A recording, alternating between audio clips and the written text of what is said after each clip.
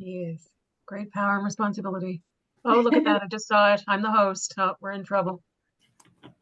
Perfect. Okay. Bye, everybody. I'll be Nice. here if you need anything, Oh, Sherry. good to know. Yeah, I've got my phone right here in case I need you. Perfect. Uh, Josh, can you see the spot on the screen where you can share your screen? Yeah. All right, terrific. So people are going to be able to let themselves in. We don't have a waiting room anymore. So as people come, they can join in. So if you want to share your screen, I will introduce you and we'll get going. Sounds good.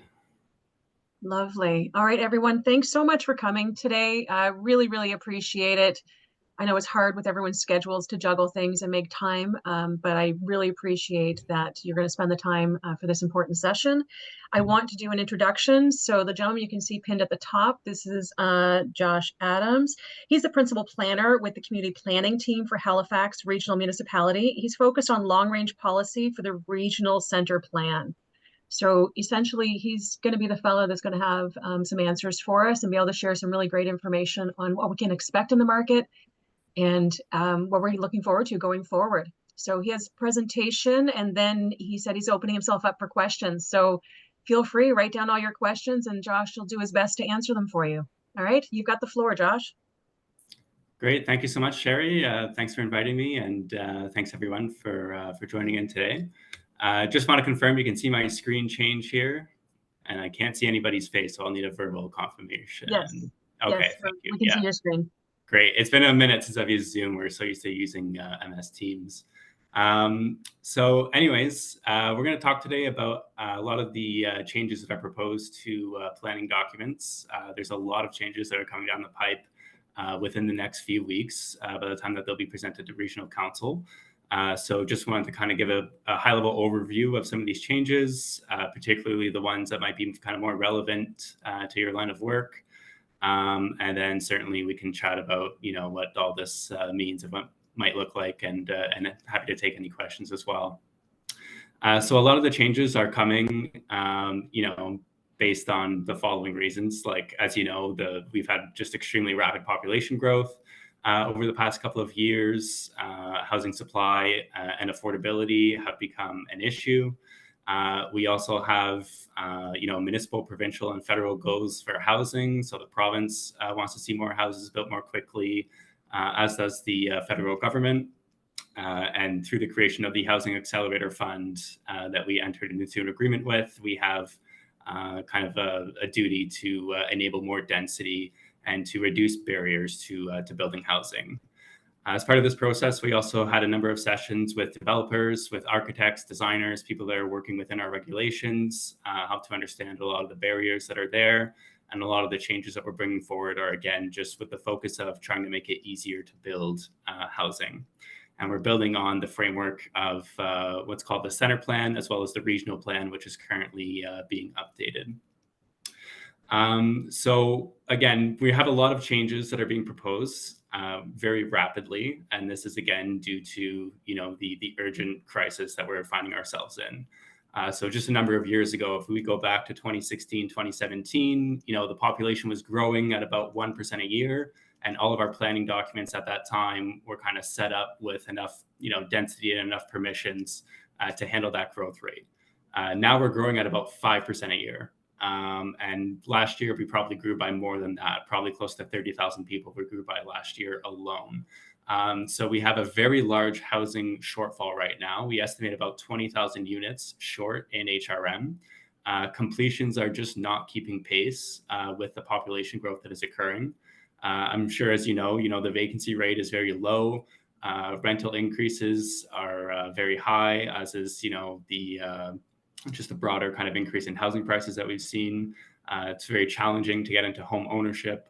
And so we have kind of a very acute housing availability right now, and housing affordability is a large issue. So we're trying to, react to this as best we can. Obviously, this is an issue that goes just beyond the municipality.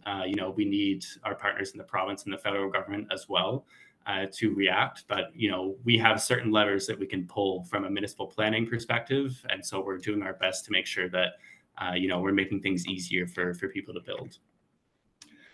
So some of the best practices that we're looking at through the kind of the broader Housing Accelerator Fund include this term ending exclusionary zoning. So exclusionary zoning is basically zoning that only limits or only allows single family homes. So we're looking to add basically more density, more units just across the region. Removing and reducing parking requirements for residential uses. Increasing process efficiency, so permitting, making it easier to get your permit and all your approvals in place. Looking at increasing density on housing near transit and services such as universities and more student housing. And then looking at a number of new kind of typologies that we're going to call gentle density and missing middle. So this is everything that's kind of in between the single family house and the apartment building. That's 7 or 8 stories tall. There's a whole section of housing within those two things that are not being built right now because it's simply not permitted. Josh, I'm just going to jump in real quick. I don't think Yeah. we're seeing your slide changes. I was afraid of that. Oh, there we are. We're good now. Are you good? Yeah, I think that's good because everybody else see that we're on HAF best practices. Okay, I see. We're good now. Thank you. Okay, I might just stay out of presentation view. My apologies. It's like I said, it's been a while since I've used Zoom, but I do believe we have the slides available for everyone as well. So all the yeah, we'll send them out after the session. So thank you so much. Lovely, thank you, Sherry. No problem. So basically, how are we reacting to this? And we're doing kind of 3 major things. So one is we're making changes to what we call the regional center plan. So we're adjusting the framework to respond to these to the intergovernmental direction and the constrained market conditions that we've been seeing. We're also advancing a number of suburban opportunity sites. So these are site-specific rezoning requests that were submitted as part of the regional plan review in suburban areas. And then we're also going to speed up the process for the suburban planning. So a process that was supposed to take about 5 years is going to be done in about 1 to 2 years. So look for that as well. There'll be more information of that in the coming months. And just to kind of give everyone an overview of what we're talking about, I'm using the term suburban area and center plan area a lot. So if we look at the map, kind of the suburban area is everything that has access to municipal water and sewer. So that would include, Bedford, Spryfield, Cole Harbor, these types of areas outside of the regional center. And the regional center is really specific to the Halifax Peninsula. So downtown Halifax, the peninsula, as well as central Dartmouth, everything within the CERC. And so just some important information. So the changes right now are not yet approved. They will be presented to council in the coming weeks. And so everything that I'm going to tell you is still subject to change at this point. And again, we don't have the full kind of regulatory language available yet, but we do expect that to be available within the coming weeks as well. So probably the biggest change that we are going to be bringing forward as part of this, and this is one of the requirements under the Housing Accelerator Fund, is, and it's under that ending exclusionary zoning category, is we're going to allow a minimum of 4 units a lot, plus a backyard suite. So if you're in the suburban area, which is, again, that area that has access to municipal water and sewer, you'd be able to build up to 4 units on any residential lot. Within the regional center, we're going to allow up to 8 units per lot. So that's the area that's, again, closest to universities, closest to places of employment, has better access to transit and infrastructure. And so we're looking to add even more density there.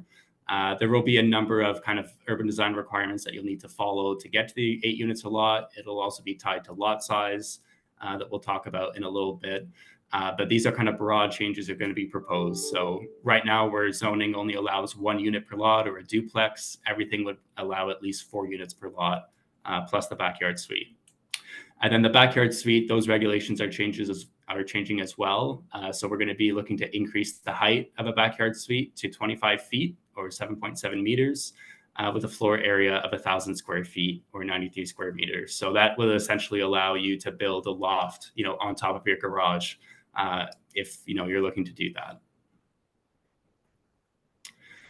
So a lot of the changes, most of the changes are kind of more specific to that regional center area. Again, the suburban planning process that's going to be kicking off soon. It's going to be taking place over the next kind of year or two. There will be a lot of changes as part of that. But right now, the suburban planning area, is kind of a hodgepodge. There's about 10 or 12 different land use bylaws, all with a different set of, standards and regulations and setbacks and everything. It's a bit of a mess. So the hope is that the suburban plan will remove all of that and consolidate it all into one plan with a similar, just a base set of regulations across the region. And the regional center, that's already been done. That was done back in 2019, where there were different land use bylaws. It's all been consolidated down into one. And so this is a bylaw that's very easy to work with now and easy to make adjustments. So one of the big changes is just kind of a broad rezoning within the regional center. So right now we have what's called an established residential 1, 2, and 3 zone. The established residential 1 allows single unit dwellings only. The established residential 2 allows duplexes. And then the established residential 3 allows a little bit more density than that. So we're actually getting rid of the established residential 1 zone altogether, and everything is going to be in an ER3 zone. Which is the zone that allows the highest density, and again, up to 8 units a lot. The only areas that will remain in an ER2 are areas that are going to be, either registered heritage properties or properties that are in a proposed heritage conservation district. Everything else is going to be ER3. So we're going to be making a lot of, again, regulatory changes. So removing bedroom counts from these zones. They'll be tied to a lot size for how many units you can get. You can even get more than 8 units within these zones if you work within an existing structure and do internal conversion. So if there's a large house that's there and you want to add more units without tearing it down, you'd be incentivized to do that. We're also increasing the height, so allowing an extra 3 meters for peaked roofs over flat roofs. And then there's going to be new urban design requirements as well for multis and townhouses, all of which will be permitted in this zone. Again, up to that 8 units for the new construction. Within the ER2 zone, so this is an area that will only apply, again, to proposed heritage conservation districts and registered heritage properties. As of right, it will only allow 2 units for new construction plus a backyard suite. But again, there's no unit limit if you're going through internal conversion. So the whole purpose of this zone is that you're working within the existing stock, you're preserving what's there. And if you're able to do that, you would get an incentive because you get more units converting and building than tearing it down and building new. We're also removing a lot of policies in the suburban areas that are very restrictive to multi-unit residential dwellings. To allow more development as of right. Right now, we have certain frameworks where development has to go through kind of a lengthy development agreement process or a rezoning. So we're just trying to streamline things to make sure that development can now occur as of right. And as part of this, we're removing or reducing a lot of minimum parking requirements for residential uses. So within the regional center area, there would be no parking required for any new construction that contains a residential use. And then in suburban areas, we are reducing the parking requirements currently from 1.5 spaces per unit down to 0.3 spaces per unit. So again, just trying to make things easier to build. Another kind of broad category that we've been working on is supporting more housing for students. So this has been done by kind of increasing density near post-secondary institutions. This one caught a lot of attention. We had an original proposal that saw a lot of areas around Dalhousie, St. Mary's University, and the NSCC upzoned to HR and with the height increase to 7 or 9 stories. This is an area that we'll be looking to revise as we kind of finalize the amendment process and present it to council in the coming weeks. So there will be some changes. But by and large, we're still going to be looking at ways to increase density near post-secondary institutions. We're also creating a new kind of high growth node on Fenwick Street and Lucknow Street, so kind of near St. Mary's University. So this would allow kind of tall buildings up to 40 stories in height with floor area ratio. Just an area that's very walkable to downtown and walkable to many employment nodes where we desperately need more housing. And we are also continue to collaborate with post-secondary institutions for their on-campus housing needs. There'll be a number of adjustments as well to the zoning for Dalhousie, for instance, in order to enable more student dormitories, more construction on their campus. Another key thing that we're looking at is just increasing more density along transit. So council does have a rapid transit strategy. You might have heard recently about a new ferry that was proposed for Bedford, the new fast ferry. So that is actually part of the city's rapid transit strategy. There's 2 more ferry terminals that are planned as well, one at Shannon Park and one at the end of Larry UTEC in the Bedford Basin. So we've only had funding approved for the one that goes directly to Bedford, but hopefully the other 2 will be approved as well. And on the map on the right-hand side of the screen, you can see this is basically our proposed bus rapid transit network. So we're looking to, again, increase density along these kind of key corridors and nodes. This is where we're going to have very frequent, reliable access to transit. We're still working towards, securing the funding from upper levels of government for, the broader strategy.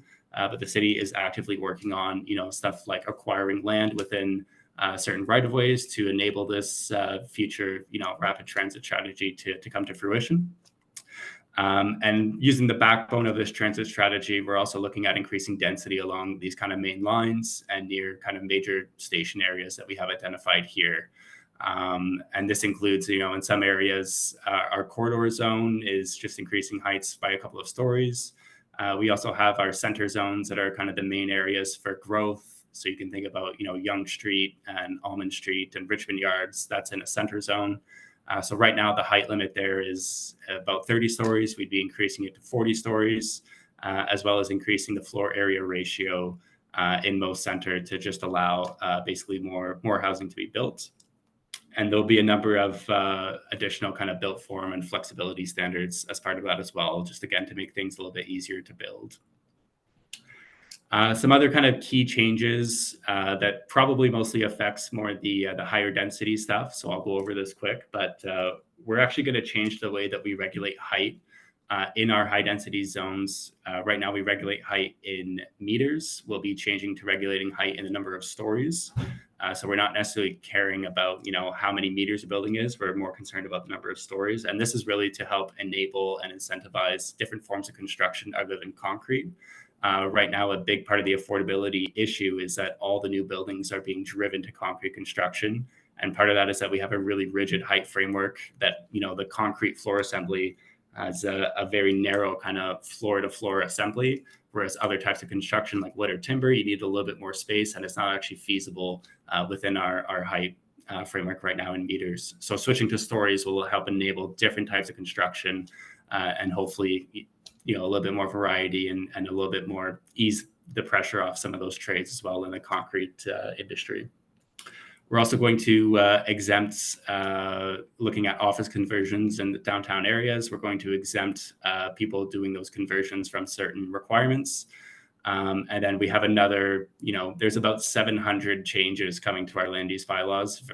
Most of them are very technical, but it relates to the urban design of the buildings, still making sure that we have buildings that are well designed that still fit within their neighborhoods. But there's a lot of barriers that are being removed that is just very complicated to build housing. So this is kind of all the work that's going to be coming forward to Regional Council very shortly. So we did have a kind of public engagement on this earlier in the year, January through February. That has been done, and staff are currently working on revising the proposal based on what we've heard from the public. So we are, again, looking to probably bring this forward to council towards mid-April. We do have our website, which is there, halifax.ca/HAF. It has all the details of the information. This website will be updated within the coming weeks when our revised proposal is ready. And that will also have kind of the full staff report, all the details and the analysis about the changes. And some of the things will have changed based on the initial proposal that was launched in January to what will be coming forward to council. If we have any questions specific to the HAF proposal, we do have an email as well as dedicated to those questions. It's haf@halifax.ca. And if you folks have any kind of general zoning questions that would come up in your day-to-day, the best contact for us would be just through 311. And you can be connected to a planner or a development officer that can help answer your questions. If anybody's looking to do anything specific with a property, it's always best to check because, again, we do have about 15 different bylaws across HRM, and all of them have very different rules. So it's best to never make assumptions and just call if you have a question. So that was it for the presentation. I wonder, I'm gonna just stop sharing here. I might just share again. I'll just bring us to the website quickly and maybe the map, and then we can just take a quick look before we go into questions here, if that's all right. So can we see that? Yes. The website? Yeah, okay. So this is basically what our website looks like for the Housing Accelerator Fund. So it has just some information on the proposed amendments, basically just a place to ask questions. We're also soliciting feedback right now. There will be a public hearing before kind of council makes the final decision. So you can send, people can send objections or letters of support to the clerk's office right now. And if we come down through this website, there's different tools with all the kind of changes that are listed all through the website. But if you scroll down, you get to this interactive map. And this is actually a really kind of neat tool that shows you what the proposed zoning is going to be on a property. So we have a search address at the top right here. You can search any address. It will bring you to that. And again, within the regional center, it's really useful because there's a lot of zoning changes that are happening.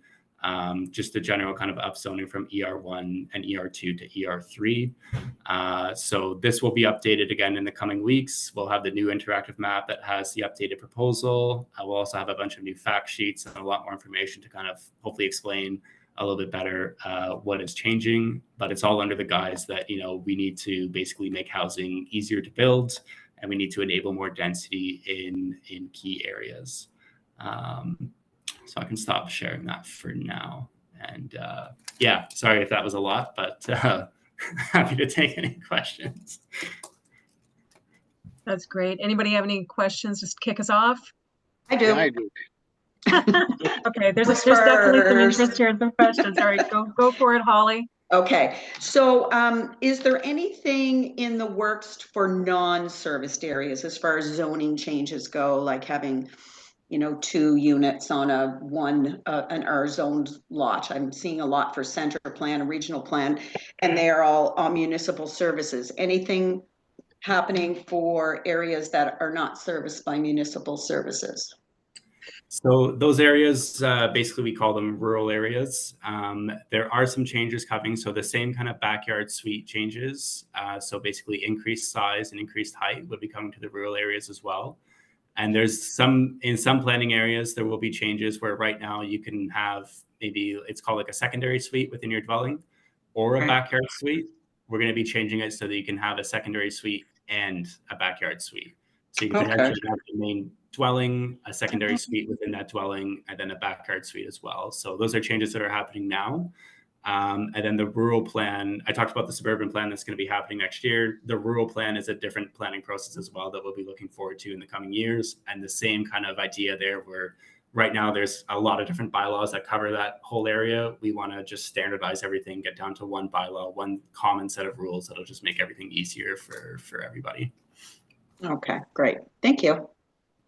What we're talking about density here and putting in backyard suites. What's the allowances now for tiny homes? Are we going to have some room for that? And why I bring that up is there's still a lot of land around the city that's landlocked and could be taken advantage of. Yeah, that's going to be something that's more looked at through the actual suburban planning process. It's not really something that we're able to capture through this process. And again, part of the challenge is just that our suburban areas have 10 or 12 different bylaws, all with a different set of regulations. So what we're hoping to do with the suburban planning process is to just scrap through all of that and bring in one common set of rules. And then we can start to make those kind of adjustments in certain areas where they make sense to target certain areas for, let's say, a service kind of tiny home community or a mobile home park community. So there'll be opportunities for that in the future, but for right now, it's just not something that we're able to do ahead of that suburban planning process. I like the hand up. Anybody wants a question, please put your hand up and we'll call on you. So Dennis, you've got your hand up. Go ahead. Hey, how's it going? Good. How you doing? No, not too bad. Thank you for coming. A question, just because I've been getting it there recently, is for the backyard suite and your primary residence for Airbnb and renting out a bedroom in your primary residence, where that's still on the property, will someone consider that as part of the primary or no? That's a good question, actually. I'll have to maybe that's one you can send into the HAF email, and I can do some digging and get back to you on that. That's a good Sounds good. question. Thank you. Yeah. Yeah. Hi, thank you. Hi, Josh. That's a great presentation. Thanks. So my question is, you mentioned there will be some amendments to happen for the close to Smew and Dow, those areas with from ER 123 to HR zone. May I know what kind of amendments you guys are proposing to put into? Yeah, so the original kind of proposal had a number of areas being upzoned, basically from that lower established residential zone that would only allow, a couple of units to a higher order residential zone that would allow just large apartment buildings. So we heard a lot of feedback on that proposal, and so we're making some revisions based on the feedback that we've heard. I think we have. And it's a bit too early for me to kind of comment on what that's going to look like. It'll be in a couple of weeks when everything kind of gets released. But we're trying to find more of a common ground there between, the requirements under the HAF to look at increasing density near universities versus kind of, trying to maintain as well some integrity to the existing neighborhoods. And we understand that we didn't have a ton of time for consultation with different neighborhoods. So I think the speed of this has caught a lot of people off guard. But it's something that we're hoping to continue to work on in the future.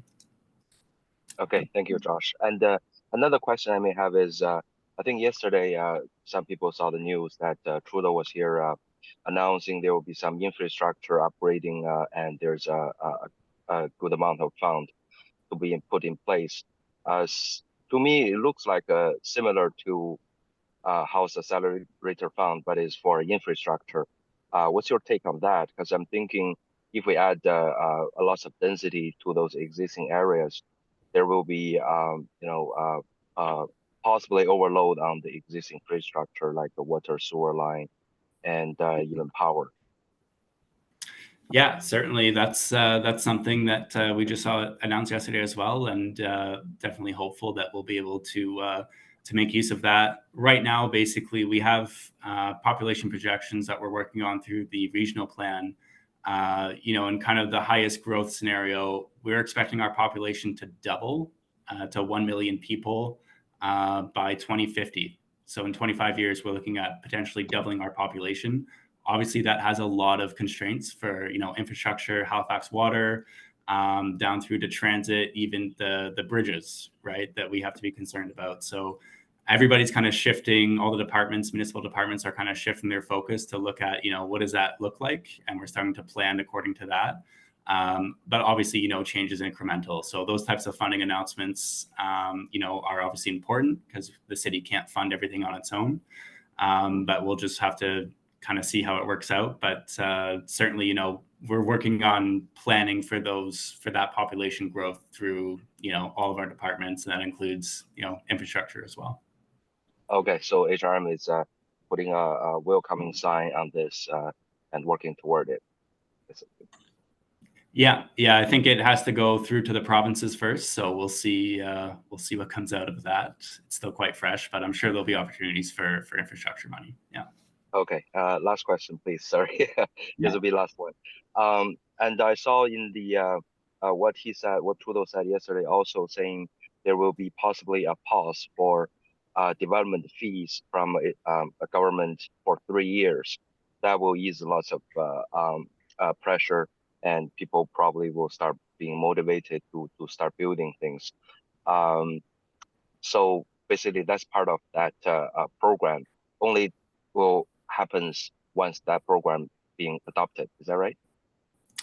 Yeah, that's correct. Actually, the province already put a freeze on the municipality increasing development charges. They did that through their bill, was it Bill 319 back in October? So right now, Halifax, we have a number of development charges, but we actually can increase the rates because the province already put a freeze on it. So if this federal money comes in, I did see that one of the conditions would be, an additional freeze. But it looks like in that case, there would be money to support, the lost revenue. So that would be something that would only occur, once the funding agreement is signed and everything gets underway.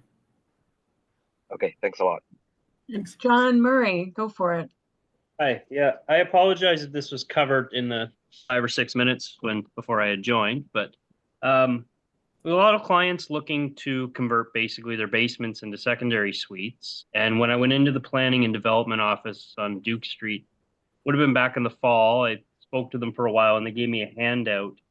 And it says that the maximum floor area in order to convert something to a secondary suite is 861 square feet. Have they eased that at all to allow some, people with larger surface areas to convert those into secondary suites, or is it still the maximum of 861?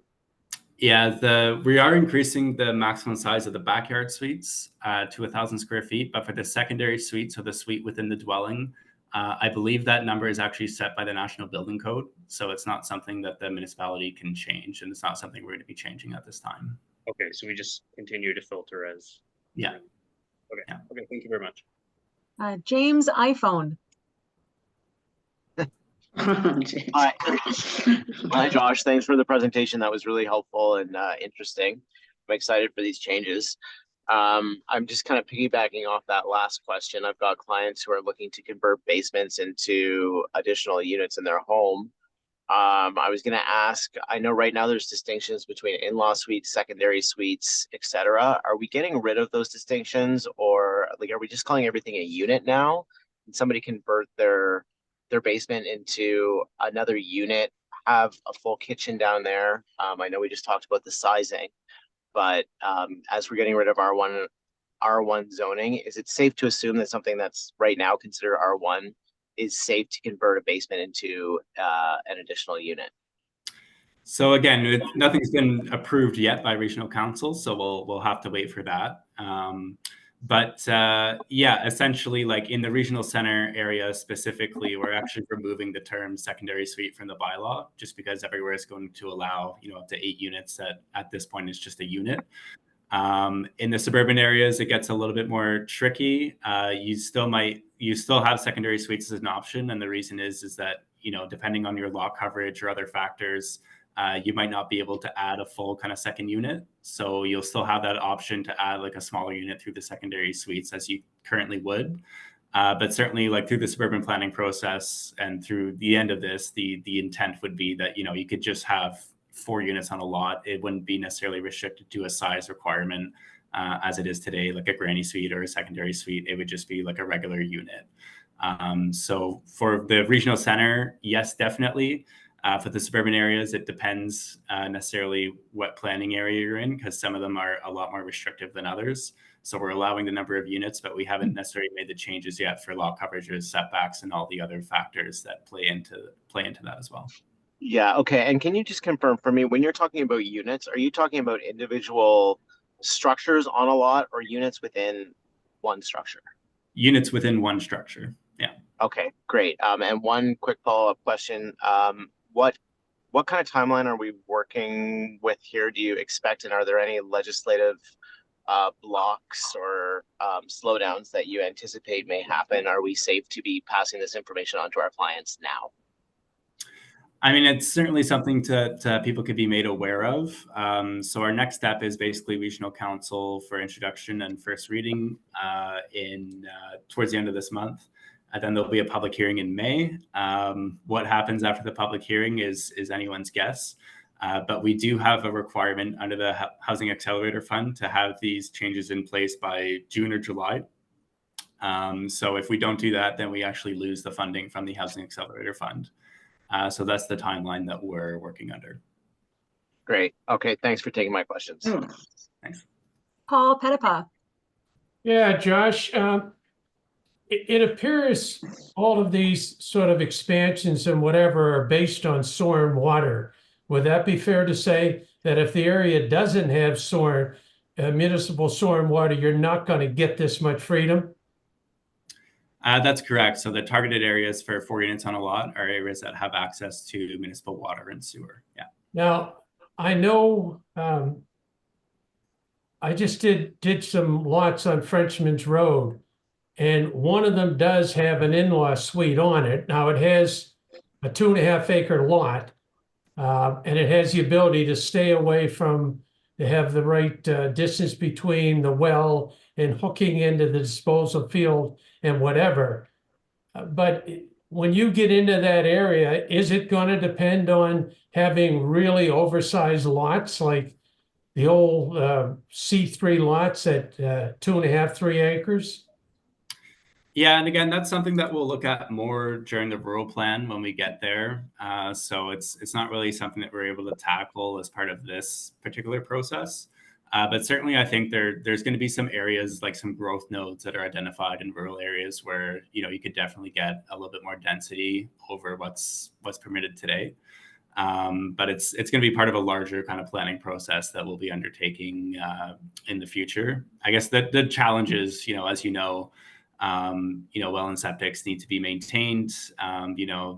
Obviously you can add a density on septics, but it's something that you need to make sure that is, not leaking, and there's a lot more maintenance concerns with it. So we're just trying to ensure that, where the city has made investments in water and sewer, these are areas that are more apt for density at this time. So just one other question. In some of the areas, matter of fact, in quite a few, there's water, but no sewer. Yeah. When I did the extensions of Fall River Village, we had water. So I presume that's going to be factored into it, that you don't have to have that separation between the on-site system and the well. Yeah, we're focused right now on areas that have access to both water and sewer. So in areas that have access to one or the other, that'll be something that'll be looked at more during either the suburban or the rural planning process. And there'll probably be, more density given as part of that process.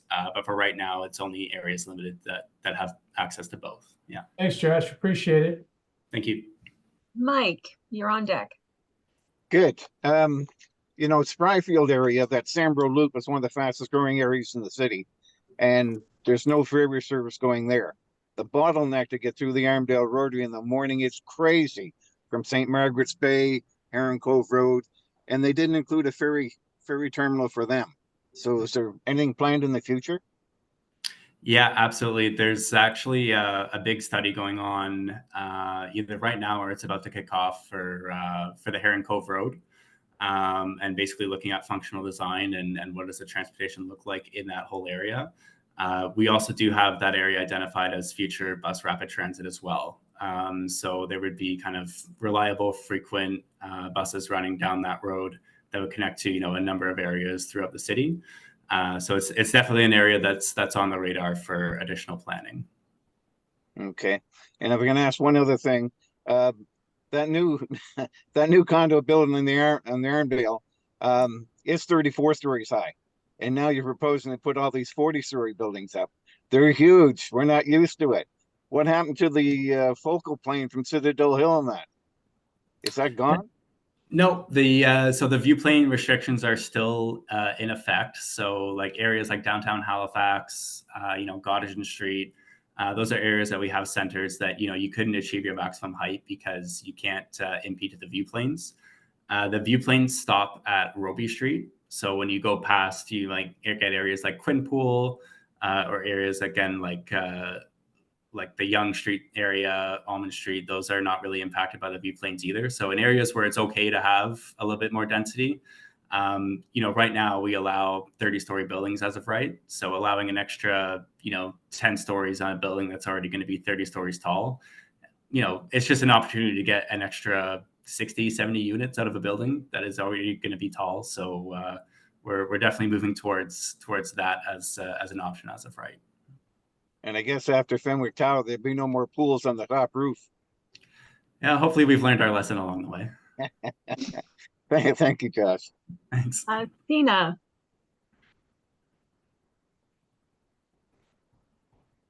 Sina, do you have a question? All right, we'll come back to Sina. Holly.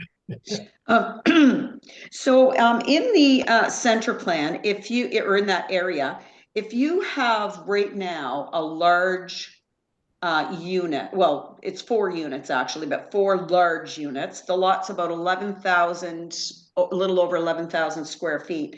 Can you convert that into 6 to 8 units and have 3 meters of additional height, roof height? Potentially, like it depends obviously on the zoning, but with the proposed changes, the intent is that if you're working within the existing building, so if you're doing like an internal conversion, you're not tearing it down and building something new. Right. You could actually get as many units as you can fit in there that, you know, meet the National Building Code, that meet the fire code, that meet the city's new standards for rental units. As long as you can meet all the, you know, it's a safe dwelling, you can put as many units as you can fit in there. If you're going to tear it down and build something new on a large lot like that, you would be able to get basically the full 8 units. So you'd be able to build like an 8-unit building. Yeah. Okay. And so if you kept the original building, could you have the 3 meter height addition? And or if you tore it down, is there a height restriction? Yeah, so if you're doing the internal conversion, you wouldn't be able to get the extra height. Part of the internal conversion is that you're not adding any volume to the building. Right. If you're going to tear it down, basically the height limit, it's showing on the map right now is 12 meters. We had proposed 12 meters originally, plus an extra 3 meters above that if you're doing a peaked roof. That's going to be revised in the coming weeks. So we're likely going to stick with like an 11-meter height limit in the ER3. But then you would still be able to do, if you're doing a peaked roof, you would have that extra allowance of height to make that work. Okay, great. Thanks very much, Josh. Thank you. Sina, you're up. Hi, sorry about that. I'm in my car. Thank you so much, Josh. And I really enjoyed everybody's questions as well.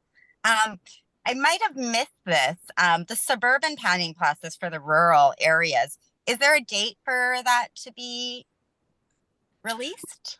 Or So the suburban plan was originally expected to take about 5 years. We're going to try to do it in 2. So it's going to be kicking off kind of very shortly. Our issue right now is that we're trying to get this work done. We have actually an update to the regional plan that needs to come after this, and then we hit fall elections. So things that impacts our work timelines as well. So hopefully, you know, in the coming months, there'll be a website launch with more details in the public engagement strategy, and we're targeting kind of 2025 fall to have that kind of completed. And 2025, okay. Yeah. I live out in Lawrencetown, and it is really frustrating that all the bylaws, every area has its own bylaws, and they're written back in the 1950s. And Lawrencetown allows no multi-units. There's a couple that have been grandfathered in, whereas Lake Echo, you can do basically not anything you want. But I think Lawrencetown is more about like preserving the nature.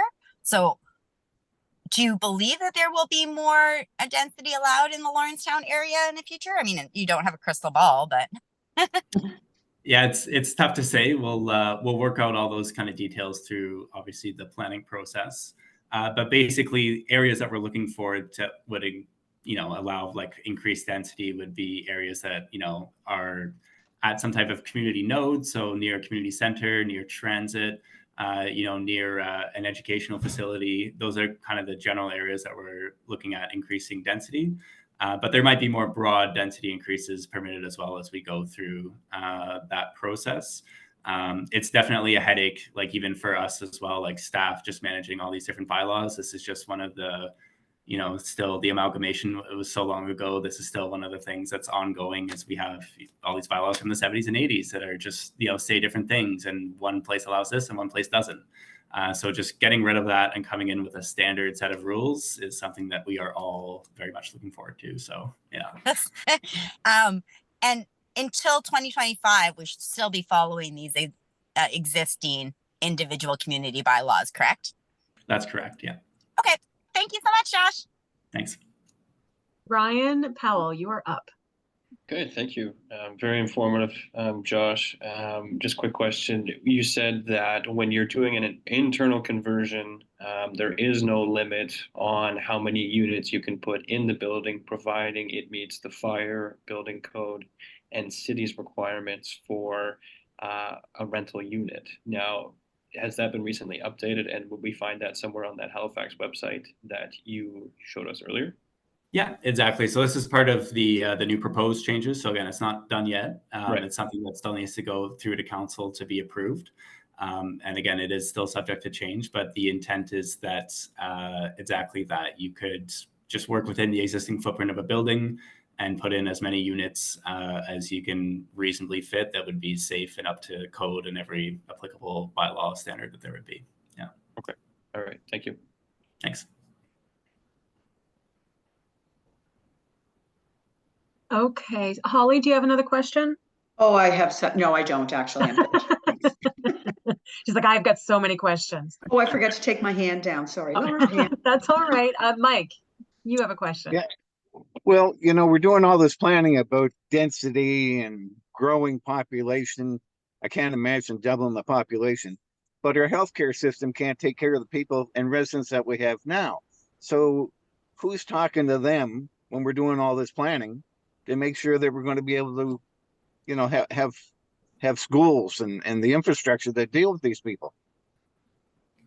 Yeah, we work with the province, on these issues. Again, like a lot of our population projection isn't like aspirational. It's not like we're trying to double the population. It's just that based on the market trends that we're seeing, this is just the growth that's occurring, right? So we have to basically react to that. And a lot of the growth is occurring. It's due to, the province's own immigration targets, right? So that's a big reason as to why the population is growing so much as it is. And so, things like healthcare and schools are, under provincial jurisdiction. So those are areas that we work with them to help support, their decisions. But ultimately, the municipality has, their responsibility for things, transit, water, sewer, roads, that sort of thing. And the provincial governments need to do their role as well.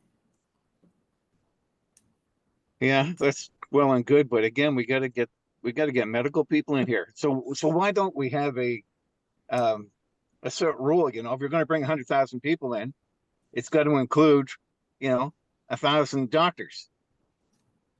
If you don't have the medical staff coming with them, why are we bringing them in? Yeah, I think that's a fair, point. Just generally, I guess, again, that would be more a question for the province. It's their kind of policies that are enabling this growth, and they are, 100% responsible for healthcare delivery. So unfortunately, that's maybe it's someone else from the province that could answer that. Thank you. Thanks. Miss Janice, you're up. Hello. Thank you so much, Josh. This has been great. Lots of great information. And I know a lot of us are so tired of dealing with all the different zoning bylaws and trying to figure out what can you do where and what does this zoning mean? And yeah, so this will be great just to have streamlined zoning. My question is just to confirm, and I think it's self-explanatory, but I just wanted to ask. So it's not just detached homes that this is going to affect. It's also townhouses, like linked homes, anything across the board. Yeah, so within the regional center, it's going to be exactly that. Townhouses, okay. Anything that you can do to basically add units, basically everything will be permitted. In the suburban areas, again, we get into this patchwork of plans that some areas might allow townhouses, other areas might just allow like a 4-unit that's not a townhouse. So there'll be differences there until we get that suburban plan in place, and then hopefully everything will be standardized across the board. Perfect. Thank you. And Mike, just to speak to your question, I know it is one of the things that they're really looking at in terms of healthcare. And one of the things they're trying to do is to streamline how we transfer credentials from one province, let alone one country, to another, and what just reevaluating education levels and how do we do them. So it is something that they're well they're well underway with, but again, it just takes time. Unfortunately, it just takes more time than any of us would like it to take. Yeah. Yeah. That's a fair statement, Janice. That's very fair. Okay, folks, I don't see any other hands up. If anybody has any questions they haven't thought of and they'd like to ask, we still have 8 minutes, which I'm very impressed with that we managed to squeeze all this in. There might be more questions than what we can actually come up with in the moment. I think some of this needs to be digested and kind of work it out to what our individual clients' needs are going to be. And then as they grow and develop, we can ask those questions. And Josh has done a wonderful job of guiding us through the broad strokes of what's happening, as well as providing us some resources so that we can kind of help ourselves to information. And it looks like he's also offered himself up, because I think that's your email that you've provided. I don't know if it's you specifically, but you definitely have offered it up. So good luck with some of the questions you're probably going to get from us as we come up and think about that. But if that's it for questions, I'll give Josh back 8 minutes to this particular hour. And thank you so much on behalf of KW for taking this time to share this information with us. And hopefully that'll help send the right message out to the market. And having us armed with that knowledge can only help us as realtors. And I absolutely appreciate your time. I'm sure we all do. Thank you. That's great. Yeah, thank you so much for having me. And yes, feel free to send an email in if you have any questions at haf@halifax.ca. We'd be happy to help. So thank you, everyone. And, Thank you. Great Thank you. Session. Thanks for joining us today, Josh. Thank you very much.